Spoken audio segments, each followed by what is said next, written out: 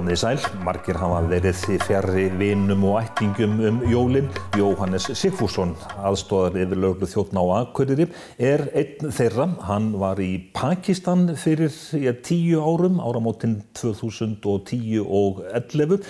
Og Jóhannes, hann ætlar að segja okkur sína sögu og upplifun. Vertu velkomin og takk fyrir að taka mót okkur heima hjá þér. Komið sælir og verið velkominir. Hvað varstu að gera í Pakistan?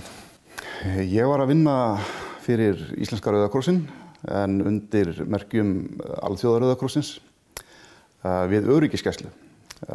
Þannig að Pakistan hafði mátt þola miklar náttúruhamfarir, fyrst mikla jarðskjálfta 2005 og síðan gríðarleg flóð 2010. Þannig að landið var í sárum og Rauði krossinn kom inn með mikið hjálparstarf á þessum tíma. Og þetta var tiltölulega umfangsmikil starfsemi, enda mjög margir sem áttum sárt að binda eftir þessar hamfarir. Og þannig að það kallaði á öryggisgæslu fyrir starfsmenn Rauða krossins. Og það voru 4 starfsmenn í heildina sem voru að sinna þeim málaflokki. Og ég var valinn sem fulltrúi Íslands í raun og veru, eða sendi fulltrúi Íslenska Rauða krossins til þess að fara í þetta teymi og sinna þeim verkefnum. En þegar svona kall kemur, það væntanlega ekki mikill á fyrirvari? Nei, í sjálfu sér ekki. Hátturinn þannig að Rauði krossinn heldur sendifulltrúa námskeið sem allir þurfa að byrja að fara á áður en þeir fara í svona verkefni. Og ég hafði gefið kost á mér í svona sendifulltrúa starf og setið námskeið hjá Rauða krossinum. Nokkru áður en að var ákveðið að ég færi í þetta verkefni. Reyndar hafði verið ákveðið að ég færi til Haítí og starfaði þar og það var komið svona vel áleiðis áform það þegar forsendur breyttust nokkuð skyndilega og það umpólaðist þannig að það var ákveðið að ég færi til Pakistan í staðinn og fyrirvarinn á því var nú frekar skammur. En áður við tölum meira Pakistan sem þetta var nú í raun og veru ekki fyrsta landi sem þú starfar í? Það rétt, ég var búinn að fara í 2 sendiferðir áður að vísu með svolítið öðrum formerkjum. Það var þá á vegum Íslenska ríkislögreglustjórans og Íslensku friðargæslunnar til þess að sinna löggæslustörfum sem friðargæsluliði og það var í fyrra skiptið í Bosníu-Hersegóvínu eftir lok borgarastríðs þar. 1999 sem ég fór þangað út, það var í 9 mánuði og fór svo aftur til Afríkuríkisins Líberíu árið 2008 og var þar í hálft ár sem lögreglumaður. Ef ég man eftir Líberíu ferðinni, það var svolítið, hvað ég var að segja, svakalegt verkefni. Já, það eins og kannski öll þessi verkefni eru svolítið svona djúpalögin og maður þarf að skrúa hausinn svolítið inn í það að vera tilbúinn að takast á við miklar áskoranir. Í Líberíu þá fékk ég stórt verkefni og verkefni fólst í því að vera svona staðar lögreglu til ráðgjafar og leiðbeiningar varðandi rannsókn á stóru sakamáli. Það var reyndar fjöldamorð. Þannig höfðu 20 manns verið drepnir verkamenn sem höfðu verið að ryðja skóg. Og það var veist að þeim og þeir voru drepnir, nokkrir komust af. Og þetta vakti nú mikla fjölmiðlaathygli líka vegna þess að það voru vísbendingar að líberískur þingmaður hefði haft hönd í bagga með það að svona fór. Þannig að þetta var pólitískt tengt mál.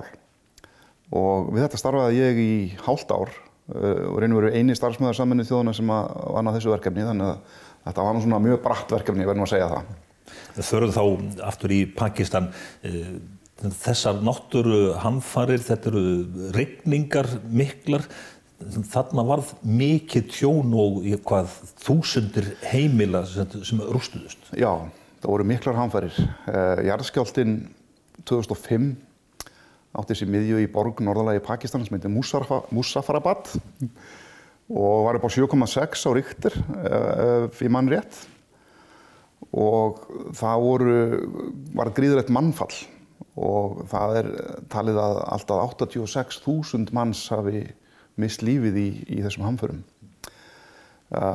Og allir innviðir fóru þarna í tætlur, þannig að það byggja allt upp frá grunni nánast. Það var nokkrum árum síðar, 2010 sumarið, sem að gerði mikil flóð gríðarlegar monsúnrigningar sem að settu stóran hluta Pakistan bara undir vatn. Það talið að 120.000 ferkílómetrar hafi farið undir vatn í þeim hamförum og ég fór þessi hamfarasvæði, enda tilheyrði þetta mínu svæði, því svæði sem ég starfaði á og tók myndir þar sem að sýna þessa gríðarlegu eyðileggingu og hvernig vatnið í raun og veru sópaði bara burtu heilu húsunum og öllu lauslegu með sér og skildi eftir gríðarlegu í landslaginu. En þegar þú kemur þarna til starfa, hvert þitt hlutverk og hvernig var aðkoman?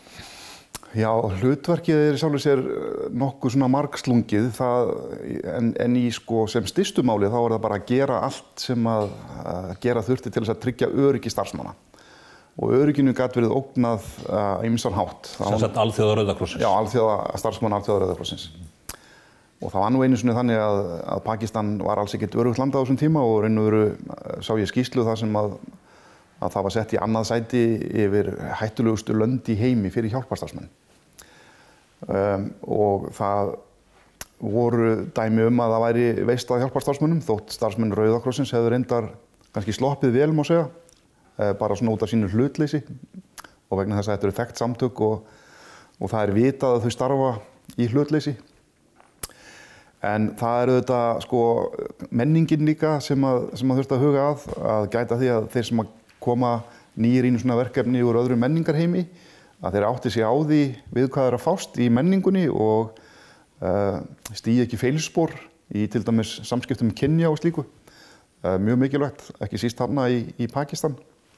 Og síðan vorum við líka að gera áætlanir brottflutning í sambandi við veikindi eða hamfarir eða átök. Við vorum að taka út húsnæði hjá fólki, hvort að það væri innan regluna. Við fylgdumst með öllum ferðum starfsmanna Rauða krossins og vorum með sérstök fjarskiptaherbergi og svona regluverk það. Fólk voru að sækja ferðaleyfi og síðan fylgdust við með því og létum það kalla sig inn í fjarskiptum að hálftíma fresti á ferðalaginu. Sjá að útgöngubann væri virt, því að við þurftum að hafa útgöngubann þarna á nóttunni og svo framvegis, þannig að þetta var mjög margslungið verkefni og síðan kannski líka að mynda svona tengslanett við ýmsar stofnanir og innviði Pakistan til þess að viða að okkur upplýsingum aðsteðjandi hættur og hvert við þyrftum að beina ferðum okkar fólks eða hvar við þyrftum að beina ferðum þeirra frá hlutum þar sem að hætta á talinu vera á ferðinum. Pakistan, þetta gríðarlega fjölmennt land og múslima-trúar og þeir eru strángtrúaðir. Já, Pakistanar eru svo að hátt í 200 milljónir, eða einhvers staðar á bilinu 180 til 200 milljónir og þeir eru strangtrúaðir. Þetta var nú þannig að þetta var bresk nýlenda allt til ársins 1947. Indland og Pakistan fengu sjálfstæði það ár og raun og veru var það þannig að trúarbrögðin réðu því svolítið hvert fólkið fór. Hindúarnir urðu eftir í Indlandi og meðan að Pakistanarnir fóru til Pakistan. Og Pakistan heitir í raun og veru The Islamic Republic of Pakistan, þannig að þetta bara hið íslamska ríki Pakistan. Þarna eru 97% íbúanna múslimar, íslamstrúar og síðan hitt svona, ég veit ekki hvort það nær 1 eða 2%, þannig kristnir og svo einhverjir hindúar og önnur trúarbrögð. Þannig að það mikill yfirgnæfandi hluti Pakistana íslamstrúar. Og það má segja kannski að nánast allt í Pakistan hverfist að einhverju leyti trúarbrögðin. Eiginlega alveg sem að hvað það og þú getur ekki rætt margar hluti við Pakistana án þess að trúarbrögðin komi með einhverjum móti inn í það. Þannig að þetta var svona dálítið snúið vegna þess að eins og fyrir mig komandi héðan og að það svona ein af reglunum að reyna kannski að sniðganga trúarlega umræðu. Það bara talið þjóna hlutleysi Rauða krossins best. Að það gat verið býsna snúið vegna þess að einhvern veginn snerist allt trúarbrögðin. En þú varst væntanlega, aðalega eða jafnvel bara eingöngu þá að tala við karlmenn? Já, það var ein starfskona Rauða krossins, reyndar nokkuð hátt sett, var yfir mannauðsskrifstofunni, aðalskrifstofunni. kona, pakistansk kona. Og ég hefði samskipti við hana töluverð út af bara mínu starfi og þarna en að öðru leyti engar konur sem maður hafði samskipti við. Það voru starfandi konur en þetta var ekki þannig að hvíti vesturlandabúinn færi að heilsa upp á þær að fyrra bragði eða rétta þeim hendina eða ávarpa þær. Það slíkt hefði verið litið hornauga, svo ekki sem meira sagt. En hvers konar starfsemi sást þú varstu þá í raun og veru að reka hálfgerða leyniþjónustu? Það skilgreiningaratriði sko. Ég setti mig í samband við leyniþjónustu aðila og lögreglu og svona þá sem voru í þeim geira en ekki til þess að fá einhverjar leyniþjónustu upplýsingar þannig séð sko, heldur til þess að fá upplýsingar sem gátu gagnast mér við að tryggja öryggi minna skjólstæðinga, má segja. Það er að segja starfsmanna Rauða krossins. En hvernig gekk þér að koma þér upp þínu tengslaneti? Það gekk alveg þokkalega sko og ég held að til dæmis að ég gat nú tjaldað því til að ég væri lögreglumaður þegar ég var að tala við menn úr þeirri stétt og það hjálpaði. Að öðru leyti þá var ég nú ekki að greina frá því að lögreglan hefur nú kannski ekki á sig sama orðspor þar eins og hér. Nýtur kannski ekki sama trausts almennings í Pakistani eins og Íslandi. En síðan var ég auðvitað með starfsmenn á mínum snærum, sem sagt heimamenn, sem voru líka mín augu og eyru svona út á við. Og þeir voru þá þegar með ýmis sambönd og gátu nýtt þau. Þannig í gegnum þá mynduðust ný tengsl og síðan fékk ég líka bara upplýsingar frá þeim. Af þeim toga sem ég var að sækjast eftir. Voru þetta þá starfsmenn sem að alþjóði Rauða krossinn réði eða fékkstu lífverði eða eitthvað því líkt frá pakistanska ríkinu? Já, þetta voru heimamenn sem að alþjóða Rauða krossinn bara réði til starfa til þess að sinna þessari starfsemi. Og þeir sem að voru svona í mínu starfsliði voru þá fjarskiptamenn aðalega. Og líka bílstjórar og svona nokkurs konar húsverðir. Og síðan voru öryggisverðir við bæði skrifstofuna og reynda líka heimili mitt, þar sem ég bjó. En ekki vopnaðir og enda eru vopn algjört tabú í öllu samhengi við Rauða krossinn. Það er engin vopn með að koma nálægt Rauða krossinum og þar er aftur þetta hlutleysi sem er svo mikilvægt fyrir okkur. Og svona kannski beittasta öryggisvopnið, ef við getum orðað það svo, er þetta fullkomna hlutleysi. Við sjáum núna mynd af húsinu þínu þar sem að þú bjóst í. Þetta nú bara ágætishöll. Já, þetta er sannarlega stórt hús fyrir einn mann til þess að búa í. Þannig eru 2 eldhús og 7 svefnherbergi og svo framvegis. Og þarna varst þú einn að dingla? Þarna var ég einn að dingla, sko. Það var nú þannig að húsið var leigt með það fyrir augum að það var hægt að nota það sem áfangastað fyrir þá sem voru á ferð þetta svæði í Pakistan og gátu ekki klárað ferðalagið á einum degi. Eins og ég sagði áðan, það var útgöngubann á nóttunni og oft var það þannig að við þurftum að koma fólki fyrir á einhverjum tryggum stöðum yfir nóttina. Þetta hús var hugsað svona sem áfangastaður í því samhengi og nýtt nokkur sinnum þannig. En síðan var það þannig að það áttu að vera þarna 2 aðrir starfsmenn alþjóða Rauða krossins með mér. Það var nú þannig að annar þeirra veiktist, var þunglindur og þurfti að fara heim og sækja sér aðstoð. Og hinn var vegna tungumálu kunnáttu sendur til borgarinnar Peshawar. Þannig að eftir satt ég einn þarna og það var svona kannski það sem var svona einna erfiðast. Það var að vera einn í svona framandi aðstæðum svona langt í burtu frá svona, hvað ég var að segja, fólki sem hefur sama hugsunarhátt og sama menningarlegan bakgrunn og ég. Við sjáum núna mynd af tjaldi út í garðinu hjá þér, þetta er tekið út gluggann, þetta er svo varðmannatjaldið eða hvað? Já, þetta tjald var nú í minni óþökk hana, en það var nú þannig að þegar að ég kom til borgarinnar sem heitir Manshera, þessi borg sem ég bjó í, að þá þótti mér eðlilegt að gera vart við mig hjá yfirmönnum lögreglu í borginni og ég fór í heimsókn til þeirra og lét að vita að við varum komnir þarna til þess að sinna okkar störfum. Og það er nú þannig í Kóraninum að múslimum boðið að hugsa vel gesti sína og það var litið á okkur sem gesti og þetta bara vegna öryggis ástands þá þótti þessum yfirmanni sem við töluðum við ekki hægt annað heldur en að setja vopnaðan vörð okkur og við sögðum honum og reyndum að skýra út að það væri andstætt okkar hagsmunum og okkar öryggi væri best tryggt með því að það væri hvergi nein vopn nálægt því sem við gerðum. En hann gaf sig ekki með þetta og þrátt fyrir okkar kröftugu mótmæli að þá birtist þetta tjald þarna einn góðan veðurdag á lóðinni við húsið okkar og í því voru 2 menn, 2 vopnaðir lögreglumenn. Og ég kastaði nú kveðju á þá og sá að það var nú svo sem ekki sérstaklega heimilislegt inn í tjaldinu, það voru 2 stólar og svo risastórar vélbyssur. En þetta var nú svona bara þeirra háttur á að taka á móti gestum, skulum við segja. Já, þú hefur heimsótt þá í tjaldið? Já, ég kastaði nú á kveðju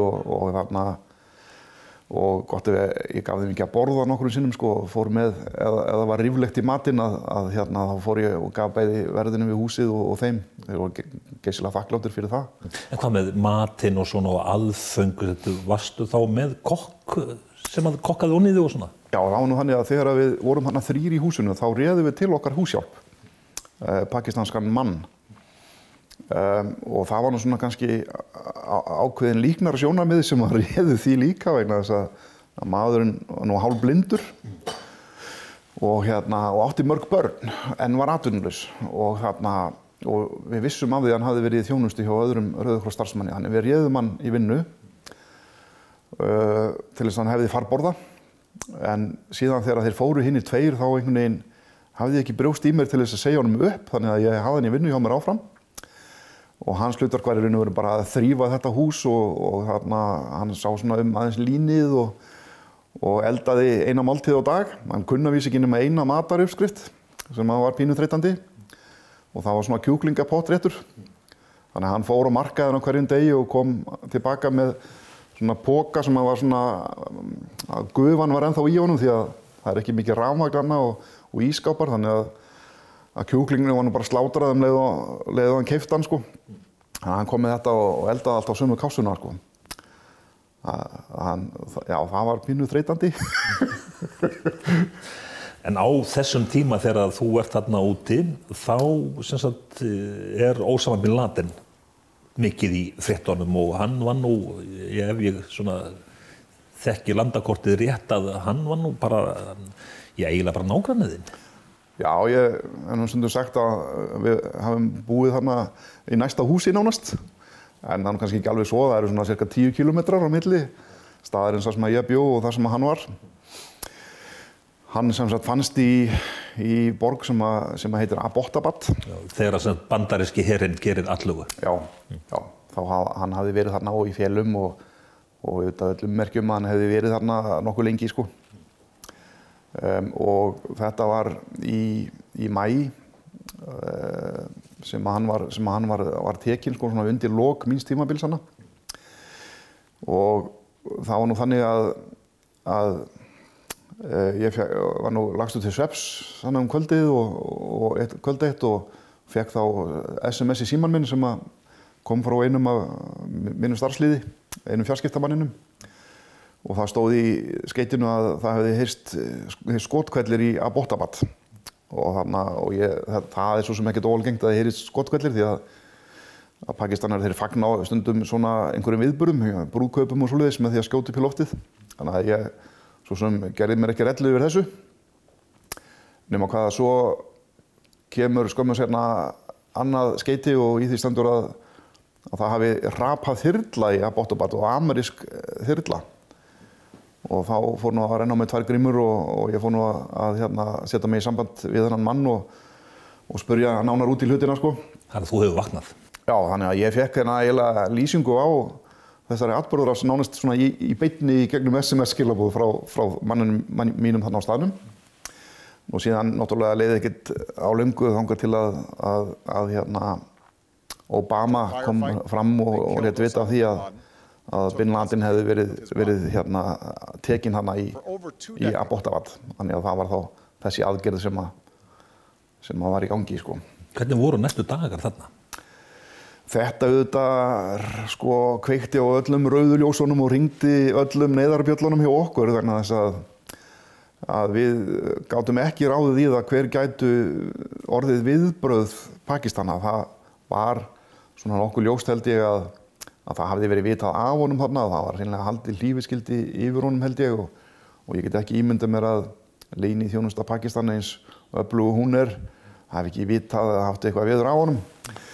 En það svona viðhorf manna í Pakistan sem að gagnvart Talibönum og Bin Laden allt öðruvísi heldur en hér á Vesturlöndum. Við vissum líka að það eru þjálfaðir sjálfsmorðssprengjumenn. Á árinu 2010 voru 70 sjálfsmorðssprengjutilræði í Pakistan, bara á því á einu ári, og 1200 manns sem létust í þeim. Og við vissum að það eru þjálfunarbúðir sem að þjálfuðu menn hreinlega í þessu sjálfsmorðssprengjuárásum. Og menn eru síðan sendir út og þar bíða þeir bara frekari fyrirmæla. Og við vissum í sjálfu sér ekki hvað voru margir sem að bíðu svona eða hvort að þeim teflt fram sem eftirmála af þessari aðgerð. Þannig að fyrir okkur þá var í raun og veru ekkert að ræða heldur en að setja bara á algjört útgöngubann og einnig að svona endur staðsetja svona lykilpersónur. Þannig að menn væru þá ekki í þeim híbýlum sem þeir voru vanir að vera heldur kannski færið sem set rétt á meðan að svona mesta ríkið var að setjast í þessu máli. Þannig að þú hefur óttast verulega þitt fólk? Já, það var full ástæða til þess og þarna mikill órói sem fylgdi þessu, mikið upphlaup má segja og það var full ástæða til þess að setja alla starfsemi Rauða krossins algjörlega á ís á meðan að við vorum að sjá svona hverju framvindu. Þú varst í Pakistan yfir jólin. Það er nú ekki jólalegt að litast í landinu á þessum árstíma, jólunum. Nei, það náttúrulega ekki haldin jól þarna og það er ekkert sem að minnir mann á að jól sé nánd í Pakistan. Ég fór til starfa í Pakistan í seinni hluta nóvember. Þannig að ég var svo sem ekki búinn að vera lengi í landinu þegar að jólahátíðin gekk í garð og raun og veru kom aldrei til greina að ég færi að koma heim til þess að eyða jólum hér. Þannig að það var ákveðið að ég myndi vera bara þarna jólin. Húsið sem ég bjó í þannig í Manséra var svona, það var búið að leigja það en það var ekki búið að setja inn í það húsgögn eða rúm. En ég var kominn til borgarinnar og bjó á gistiheimili í nágrenninu á þessum tíma. Svona til hátíðabrigða jólin þá fór ég til höfuðborgarinnar í Islamabad og satt kvöldverð með öðrum starfsmönnum Rauða krossins sem voru yfir jól í landinu. Það nú, held ég, alls ekki 5 klukkutíma tímamunur eða 5 eða 6 á milli Íslands og Pakistan. Þannig að það var nú komið fram undir miðnætti þegar að jólin hringdu inn á Íslandi. En ég var í tölvusambandi og af þessu hótelherbergi í Islamabad þá gat ég hringt í fjölskylduna á Skype og það var þetta fyrirfram undirbúið og tölvan var á eldhúsborðinu hjá fjölskyldunni minni og ég var bara þar á skjánum að spjalla við þau á meðan að þau voru að borða matinn, hátíðamatinn. Þannig að þetta var svona gríðarlega mikið öðruvísi jól heldur en maður vanur. En á þessum árstíma að vera að hringja heim á Skype frá Pakistan og ástandið eins og það hvað hugsa nú Íslendingurinn og Akureyringurinn þar sem að kemur frá 18.000 manna sveitarfélagi og í 200 milljóna samfélagi? Já, það náttúrulega ekki jólin sá tími þar sem að fjölskyldur hittast í jólaboðum og fjölskyldur og vinir hittast og svona og það að vera svona langt í burtu í einangruðu landi og það auðvitað bara mjög sérstakt og ég en þegar maður fer í svona verkefni þá þarf maður að einsetja sér svona ákveðið hugafar og auðvitað það bara hluti af því að vera þarna, það að maður veit það að maður verður ekki heima jólin og það bara löngu ákveðið. Svoleiðis að það einhvern veginn bara eitthvað sem maður bara svona gengur yfir og ég hugsaði með mér bara að það svona bara ágætt þegar að daglega rútínan var komin aftur og já, þannig að það var svona bara þannig og nú síðan kannski svipað áramót en þá var ég einmitt í borginni, þannig að Mannsera og við vorum þá 2 starfsmenn Rauða krossins og ég man eftir því að ég hefði nú smyglað með mér einum konjaksflekk til Pakistan. Þeir eru náttúrulega ekki mikið fyrir áfengi, svo gefur að skilja. Og þetta var Finni sem var með mér þarna. Og við héldum upp á áramótin þannig að við söpum að þessum fleyg og á miðnætti þá kveiktum við á kveikirum. Þannig að það var svona dálítið öðruvísi líka. En núna 10 árum síðar, Jóhannes, þegar þú gerir þetta upp allt saman og allt þetta sem að komið þá inn í reynslu bankan. Hefur þú gert það upp með sjálfu þér hvað þú hafir lært af þessu? Eða hvað þú tekur með þér? Já, ég held þessi 3 verkefni sem ég hef farið í svona erlendis þau auðvitað hafa sett alveg sitt mark á mig og þetta auðvitað mikil og mjög svona dramatísk eða krassandi upplifun sem að ég verð fyrir þannig að mörgu leyti og auðvitað hefur það áhrif. Og þetta eru svæði sem að eru svo mikið öðruvísi heldur en það sem að við erum vön og þarna eru auðvitað ef maður að í 2 tilvikum lönd sem að eru bara að koma út úr borgarastríði og svo í 3. lagi land sem að í sárum eftir gríðarlegar náttúruhamfarir. Þannig að þetta er svona sérstakar aðstæður. Samt það nú þannig að auðvitað það sem að maður kannski lærir að meta, það eru svona lífsgæðin sem að maður býr við hérna heima og fólk sem að fætt og alið upp við þessi gæði kannski kann ekki að meta eins vel nema að hafa að séð hina hliðina, skulum við segja. Ég hugsa mjög oft til þessara staða og þeirra aðstæðna sem að þarna voru og ég hugsa svona fjölskylda og vinnufélagar séu löngu hundleiðir á að hlusta á sögunar og tilvinninnar mínar sem eru frá þessum stöðum. En auðvitað bara, ég ennþá í samskiptum við fólk, vinnufélagar úr til dæmis Bosníu, þetta hafa komið hingað 2 og heimsótt mig og ég í bara töluvert miklum Facebook samskiptum við nokkra Pakistana sem voru í mínu starfsliði í Pakistan. Þannig við höfum haldið góðu sambandi og það skapaðist þarna bara góð vinátta á milli okkar. Jóhannes Sigfússon, aðstoðaryfirlögregluþjónn á Akureyri. Þakka þér fyrir að taka á móti okkur Stefáni tökumanni og hafðu gleðileg jól. Takk fyrir spjallið og gleðileg jól.